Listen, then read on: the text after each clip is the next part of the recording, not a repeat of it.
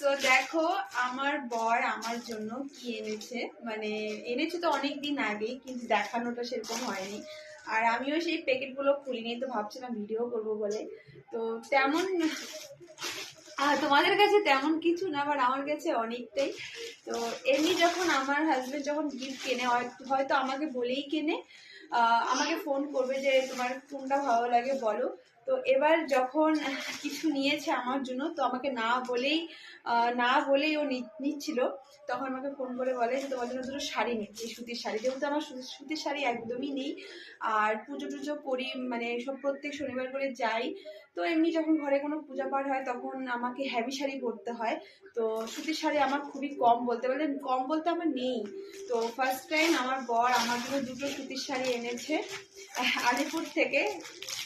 তো সত্যি খুব সুন্দর, এই দেখো সত্যি ভীষণ সুন্দর সুতির শাড়িগুলো। তো বিয়ের পরও কিন্তু ও আমাকে সুতির শাড়ি এনে দিয়েছিল। আর এই শাড়ির দায়িত্বটা আমার বর ভালো করে, প্রত্যেকটা দায়িত্ব ভালো করেই করে। তো এই দেখো সুতির শাড়ি খুব সুন্দর, কিন্তু মানে ভিডিওর মধ্যে পুরো পিঙ্ক দেখা যাচ্ছে, বাট এটা পিঙ্ক সেরকম পুরো ডার্ক পিঙ্ক না। তারপরে নেক্সটে আছে এই যে এই শাড়িটা, এটাও কিন্তু বেশ সুন্দর। তো একদম এক কালারই পুরোটাই, তো সত্যি ভালো লাগছে।